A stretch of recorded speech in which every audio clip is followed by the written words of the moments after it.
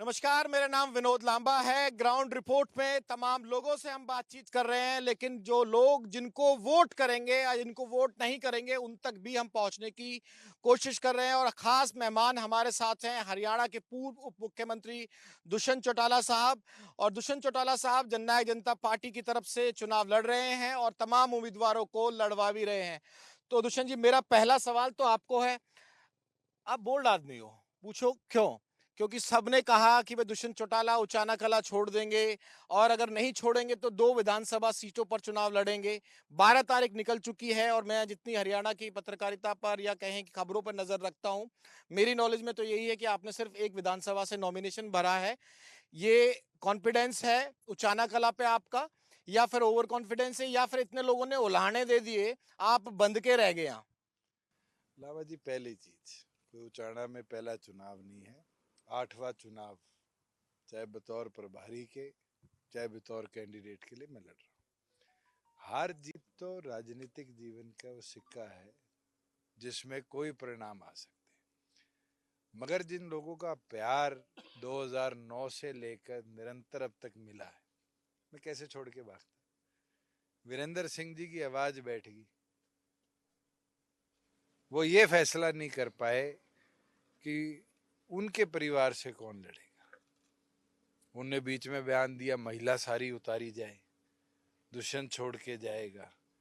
अंत में जाके बीजेपी छोड़ के खुद कांग्रेस में आके छोरे को उतार दिया।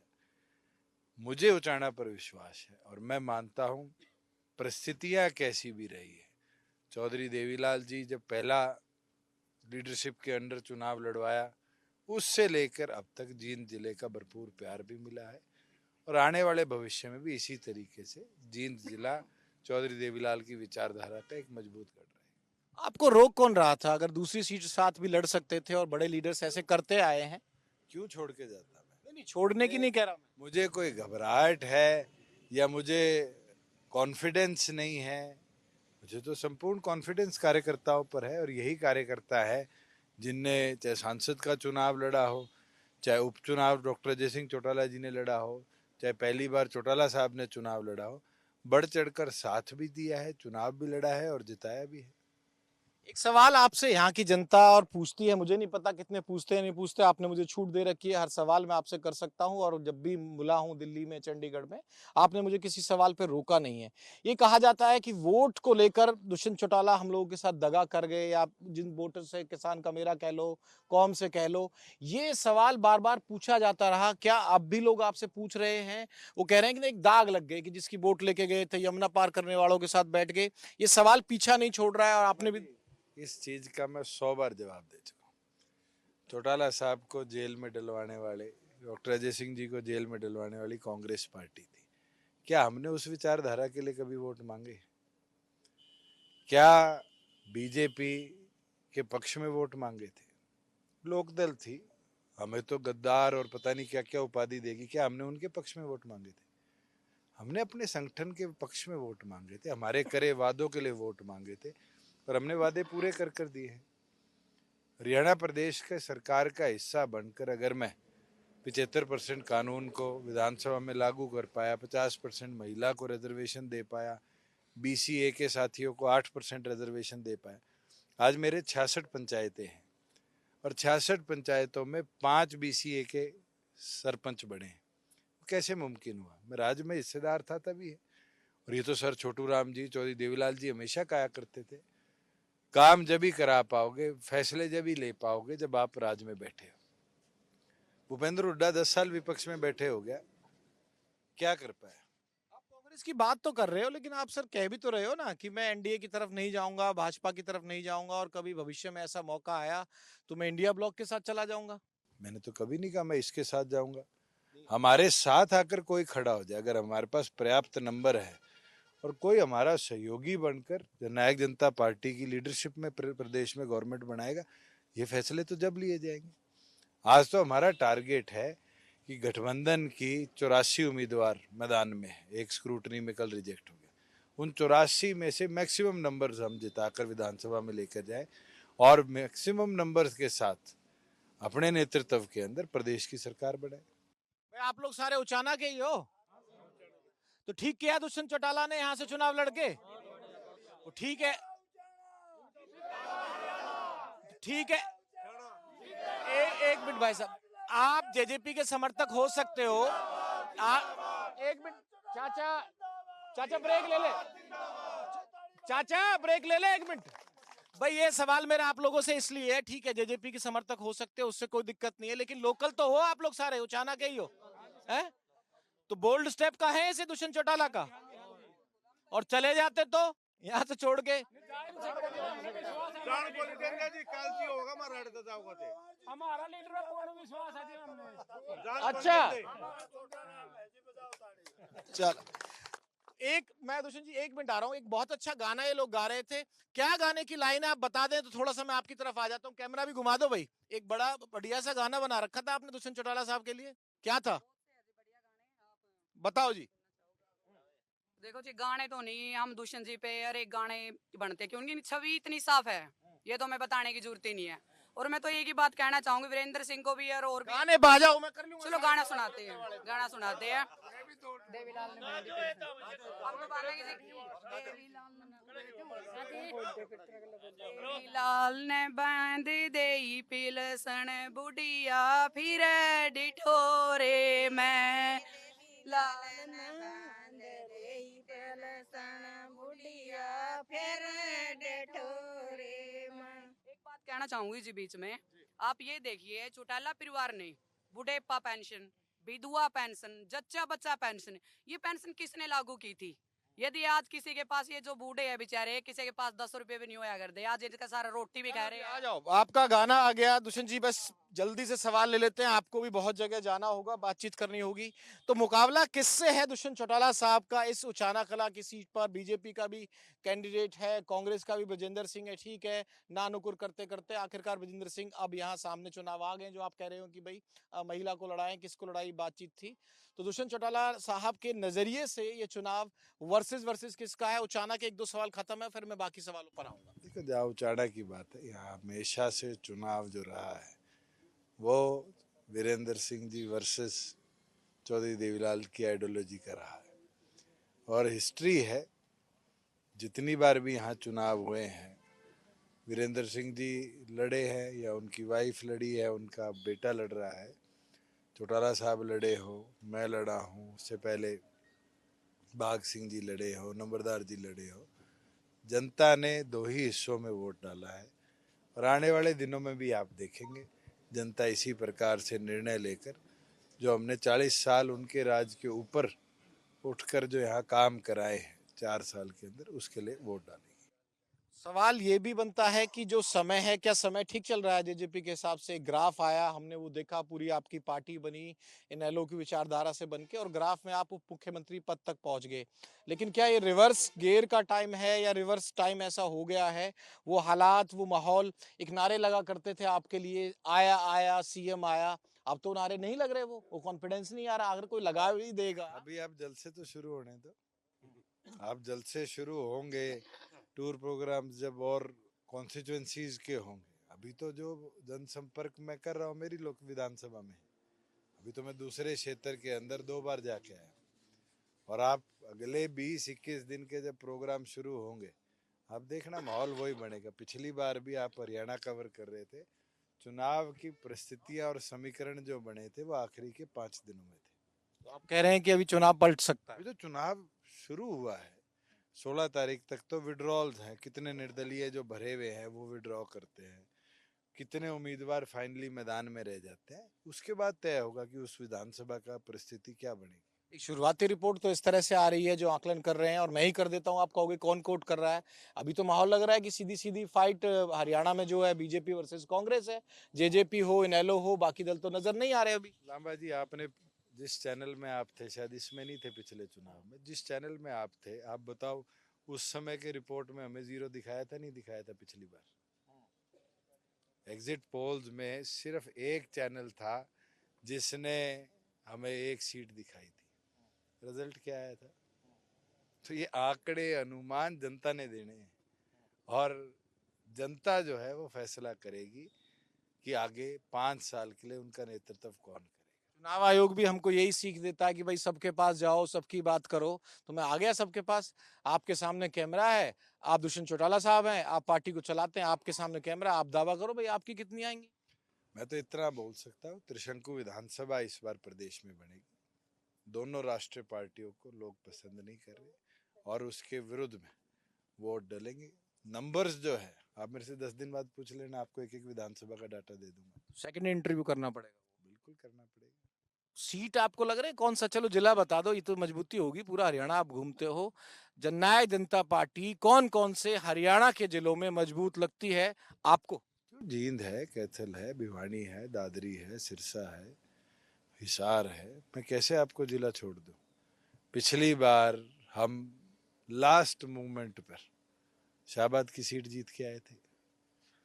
इस बार हमने 29 साल की एक शिक्षित युवती को उठाया और मैं ये मानता हूँ बहुत अच्छा चुनाव लड़ेगी। चीका की सीट जीत के आए थे, अनुभवी ईश्वर सिंह जी थे। इस बार हमारे संगठन का ही 20 साल से काम करने वाला कृष्ण बाजीगर है। तो ये सारी चीजें देखने और समझने की है कि कौन चुनाव लड़े।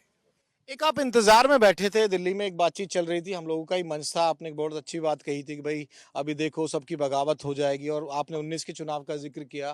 तो मैं साफ तौर पे कहता हूं कि अच्छे कैच आपने पिछली बार कुछ पकड़े थे, कैच मतलब दूसरे दलों से जो आए थे। इस बार कांग्रेस ने इतनी ज्यादा डिले टिकटें की, भाजपा से बहुत सारे इस्तीफे हुए, जो सत्ताधारी पार्टी थी दोनों, हालांकि आप पहले चले गए थे उस गठबंधन में छोड़ के, आप लोगों के यहाँ तो भरमार हो गई। आपके दादा गौतम हो, आपके अनूप धानक साहब हो। आपके फिर आंकड़े ठीक नहीं है। राम कुमार गौतम कोई लास्ट मोमेंट पे, ईश्वर सिंह कोई लास्ट मोमेंट पे नहीं आए थे। वो तो चुनाव की डिक्लेरेशन एक आधा आ जाता है रात को।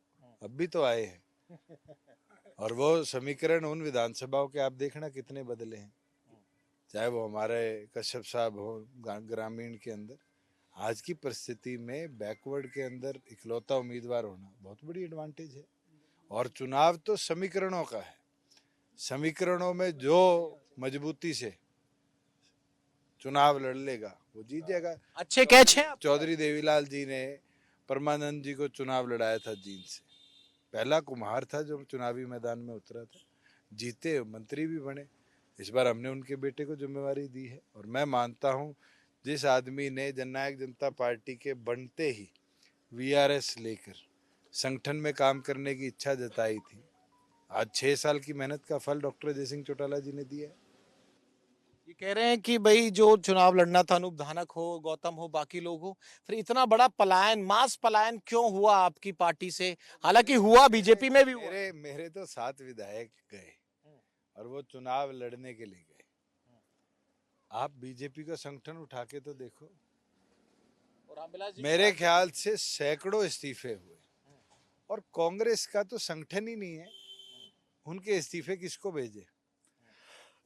आज संपत सिंह निर्दलीय भरे बैठे। आप, मैं कॉन्स्टिट्यूएंसी वाइज आपको 5-5 नाम दे देता हूँ। शिव शंकर भारद्वाज हो, वो मिसेज अग्रवाल हो, भिवानी से, हाँ, निर्मल सिंह को टिकट मिल गई, बेटी निर्दलीय लड़ रही है। ये कांग्रेसियों से आप सवाल नहीं पूछ सकते। मेरे अनूप धानक और राम कुमार गौतम दो आपको याद रहते हैं। मैं आपको इंटरव्यू का लिंक भेज दूंगा और जब मौका मिलेगा मैं उनसे भी पूछूंगा। आप जानते हैं सवाल सबसे पूछे जाएंगे। तो ऐसा क्या लग रहा है आपको कि त्रिकोणीय, आपने कहा कि भाई ट्रायंगल कहीं ना कहीं बन जाएगा, और जो राष्ट्रीय दल है, ऐसा किस वजह से लग रहा है? क्योंकि जो कांग्रेस के जिस भी लीडर से आप बात कर, इस बार हर कॉन्स्टिट्यूएंसी पे 3 से 4 उम्मीदवार चुनावी मैदान में मजबूत है। 1-to-1 फाइट नहीं है किसी कॉन्स्टिट्यूएंसी में भी। और जब त्रिकोणीय चौकोणीय मुकाबला होता है तो आपके एग्जिट पोल छोड़ो, हमारे पॉलिटिकल एनालिसिस भी फेल हो जाते हैं कि समीकरणों में कास्ट महत्व करेगी, युवा महत्व करेगा, अनुभव महत्व करेगा, पार्टी का सिंबल महत्व करेगा। ये सब चीज डिसाइड होती है आखिरी के 5 दिनों में। और मैं ये मानता हूँ, जैसे आप उदाहरण उठाओ, कैथल की सीट है, कैथल के अंदर हमने एक युवा उतारा है और बीजेपी ने एक अनुभवी उतारा है, सुरजेवाला ने अपना बेटा उतार दिया। उस त्रिकोणीय मुकाबले में मैं मानता हूं कि हमारा युवा जो है उसका फील्ड का एक्सपीरियंस है वो बेहतर है। आज अमरजीत की सीट पर आज के दिन आज बैकवर्ड उम्मीदवार बीजेपी का आया है, बीजेपी में वीआरएस लेके आया हुआ इनेलो का उम्मीदवार बन गया। एक खिलाड़ी खेल के मैदान से आकर कांग्रेस की उम्मीदवार बन गई। मैं मानता हूँ अनुभव जो फील्ड का है वो इन चारों में अमरजीत का ज्यादा है। विनेश को लेके तो एक ऐसी भावना भी है कि भाई बाकी दलों को भी कहीं ना कहीं देना चाहिए था। इनजस्टिस की बात आप लोगों ने भी, शायद मुझे लगता है, अगर मैं करेक्ट हूँ आप कर दीजिएगा अगर करेक्ट नहीं हूँ तो, विनेश के साथ तो आप लोग भी खड़े थे। खड़े थे जब तक खिलाड़ी थी, वो खेल के दंगल के अंदर उसके साथ आप भी खड़े थे, मैं भी खड़ा था। आज राजनीतिक दंगल है, राजनीति के अंदर तो संगठन की लड़ाई लड़ी जाती है। क्या विनेश कांग्रेस की उम्मीदवार बनकर ये बोल सकती है कि भूपेंद्र सिंह हुड्डा ने 63,000 एकड़ किसान की जमीन नहीं लूटी उस राज के अंदर? आप उठाकर देखिए कि हुड्डा के राज में खिलाड़ी के साथ क्या किया गया, क्या उस समय कदम उठाए गए, वो सारी चीजें लोगों को याद है।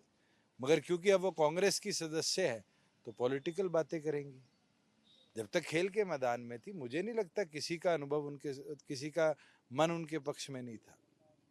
आज भी वो ओलंपिक का मेडल गया, सबको दुख हुआ, मगर ओलंपिक का मेडल खेल का मैदान है और फील्ड और चुनावी मैदान चुनाव का है। एक सवाल ये भी है कि जब समय आता है, हरियाणा में कहावत भी, सब इकट्ठे हो जाते हैं, क्या आप लोगों के दिमाग में ये विचार आया था अभय चौटाला साहब की तरफ से या बड़े चौटाला साहब की तरफ से कि भाई 2024 का चुनाव है, सब मिलके जुल के लड़ लें? जिन लोगों ने पार्टी से हमें निष्कासित किया वो हमें क्यों वापस लेंगे? और ये तो ऑफिशियल रिकॉर्ड है, आप लोगों ने दिखाई थी बिना साइन का पार्टी से डॉक्टर अजय सिंह चौटाला का निष्कासन। मैं एक पर्सनल सवाल पूछना चाह रहा हूँ, आज मुझे प्लीज आप अलाउ कर दीजिए। क्या कभी किसी टेबल पे, किसी सामाजिक फंक्शन में ये बात पूरे 4-5 साल के अंदर कभी आई थी कि क्या चलो भाई सब इकट्ठे हो जाओ? कौन से हमने बंटवारा कर लिया जमीन जायदाद का? आप पर्सनल पूछ रहे हैं। क्या चौटाला साहब ने अपने दोनों बेटे और तीनों बेटियों के बीच में जमीन जायदाद बांट दी? अभी तक तो पारिवारिक तौर पर तो हम सारे एक हैं। राजनीतिक विचारधाराएं अलग है। राजनीतिक विचारधाराएं कोई चौधरी देवीलाल के क्लैन में नहीं, सारे देश में उठाकर देखो। वाईएसआर के बेटे जगन मोहन रेड्डी चीफ मिनिस्टर थे, शर्मिला उनकी सिस्टर, जिनने 1 साल पदयात्रा उनको जेल से बाहर निकालने के लिए और मुख्यमंत्री बनाने के लिए करी, वो कांग्रेस का पटका पहन गई। विचारधाराएं अलग हो सकती है, सोच राजनीतिक तौर पर कैसे अपने जो चौधरी देवीलाल के विचार थे किसान के मेरे को मजबूत करने के, उसको आगे ले जाने के लिए कौन सी पॉलिटिकल पार्टी काम करेगी उसके साथ जुड़ सकती है। मगर क्या हमारे बीच में कभी आपने गाली गलौज सुना है?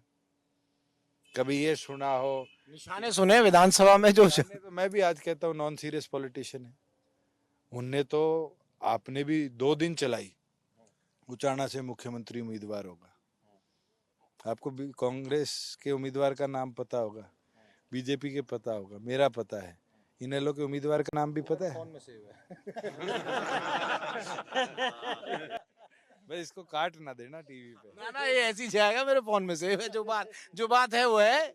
सीरियस पॉलिटिशियन और नॉन सीरियस पॉलिटिशियन का अंतर क्या है वो साबित कर दिया इंडियन नेशनल लोकदल ने कि उस पार्टी की आइडियोलॉजी क्या बची है। आज जिस तरीके से बीजेपी के साथ सांठगांठ कर सिर्फ अपने दोनों की सीट बचाने के लिए सिरसा जिले तक अपनी पार्टी को सीमित कर दिया, ये दिखाता है कि जिस पौधे को चौधरी देवीलाल जी लगा कर गए थे उस पौधे को बर्बाद कर दिया गया। इस सवाल की तरफ मैं इसलिए भी आया क्योंकि एक अच्छा टाई अप आपके परिवार का देखने को मिला, डब्बाली सीट को लेके, रानिया सीट को लेकर। आपके एक छोटे दादाजी हैं रणजीत सिंह चौटाला साहब, जो बिजली मंत्री भी थे, भाजपा ने टिकट नहीं दी तो वो आप लोगों के नॉमिनेशन में जा रहे हैं। आप लोग दिग्विजय भाई भी उनके नॉमिनेशन में जा रहे हैं और पूरी उनके शायद पोते आए थे, तो वो एक टाई अप जो चौटाला परिवार का है वो देखने को मिल रहा है 2-3 सीटों पर वहाँ। राजनीतिक समीकरण है और 2 राजनीतिक लोग मिलकर समीकरण बनाते हैं। ऐसे तो हमने 3 इंडिपेंडेंट उम्मीदवारों को समर्थन किया ही है, चाहे रानिया हो, चाहे महम हो, चाहे वो पुंडरी हो।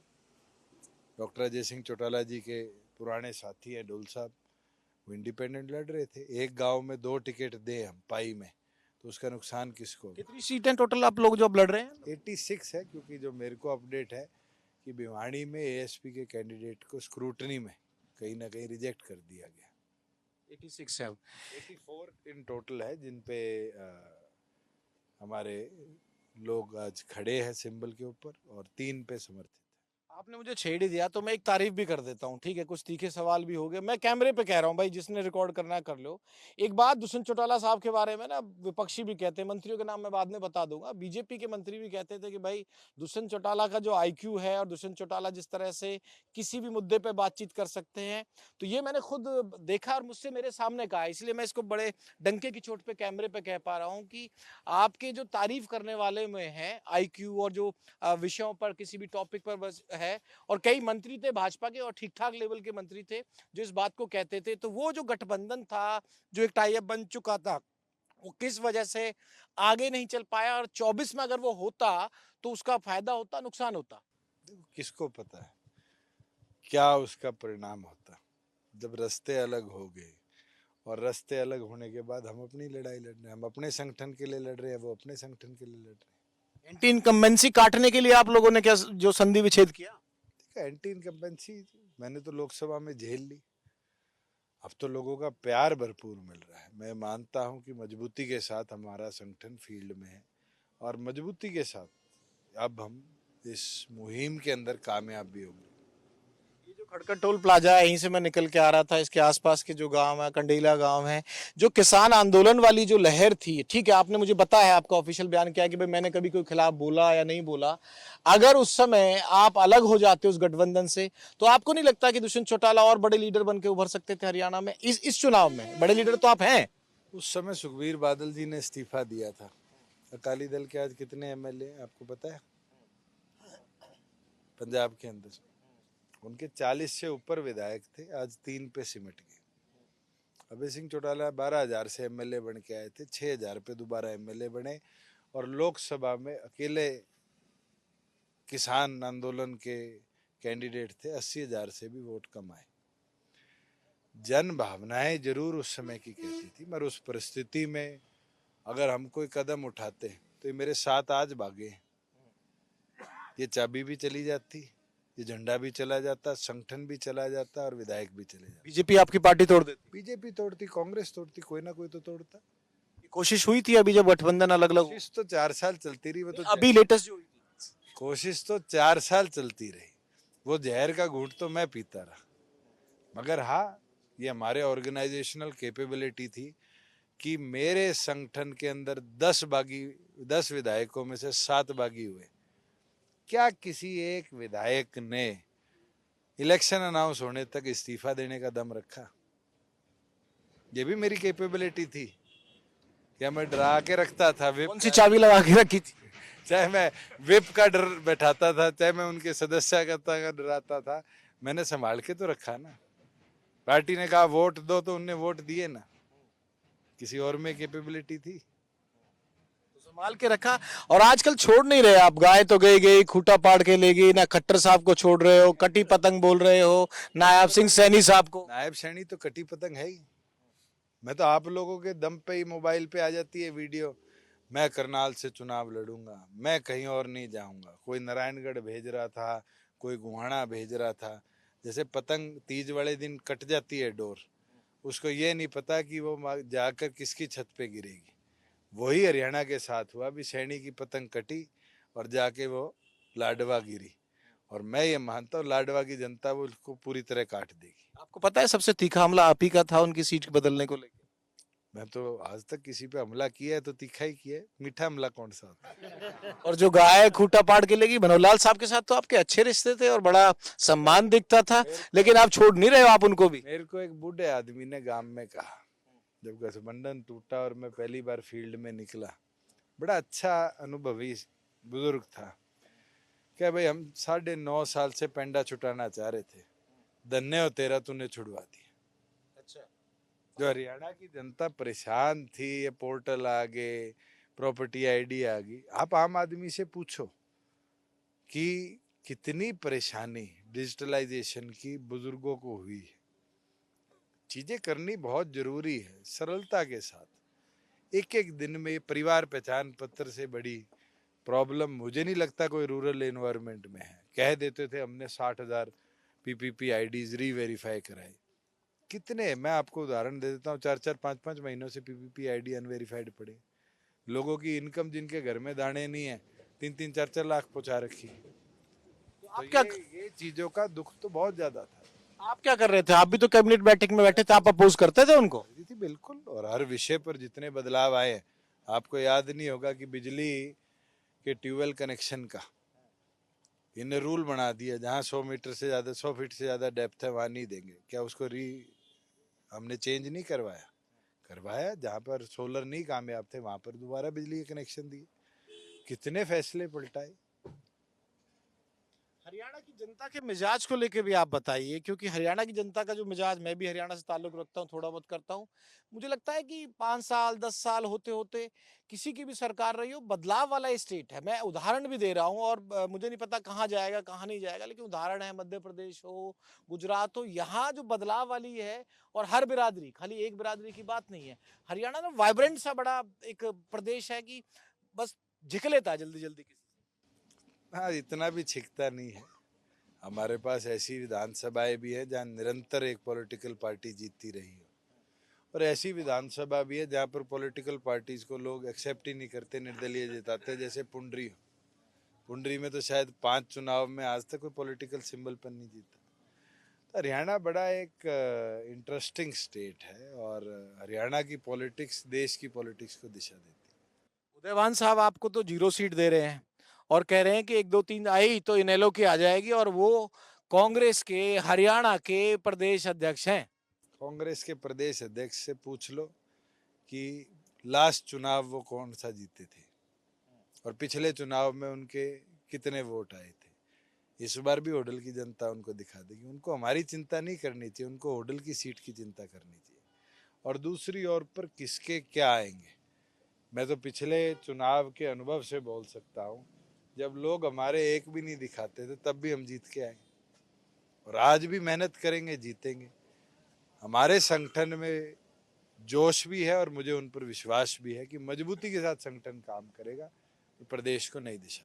एक मैसेज ये भी चलता है, एक आखिरी क्लेरिफिकेशन भी सर दे ही दीजिए, सब मुद्दों पे बात कर रहे हो, कि दुष्यंत चौटाला साहब की हरियाणा बीजेपी के लीडर्स के साथ बनती हो ना बनती हो, ऊपर वालों के साथ बातचीत ठीक है? मेरी कब लास्ट हुई है, कोई रिकॉर्ड है? नहीं, मैं पूछ रहा हूँ। मैं तो जिस दिन गठबंधन तोड़ा था उससे पिछले दिन लास्ट मिला था। उसके बाद औपचारिक अनौपचारिक एक बार भी नहीं बनी। बी टीम कौन है? बी टीम अब हरियाणा में कोई किसी की बी टीम नहीं होता।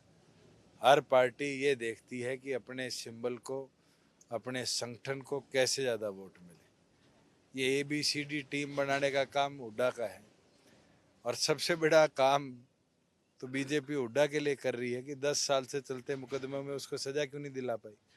जिस बीजेपी ने केजरीवाल को बिना नाम 1-1.5 महीना जेल में रखा, दूसरी ओर पर हुड्डा को 10 साल 4 गवाहों के केस में आज तक सजा नहीं दिला पाई। कौन किसके मदद कर रही है जनता जान चुकी है। केजरीवाल के बाहर आने से कोई फायदा होगा आम आदमी पार्टी को? कहीं अपनी उपस्थिति दर्ज करा पाएंगे वो लोग? आए हैं, और मैं तो संगठन के नेता हैं, कितना काम कर पाएंगे वो उन पे निर्भर करता है।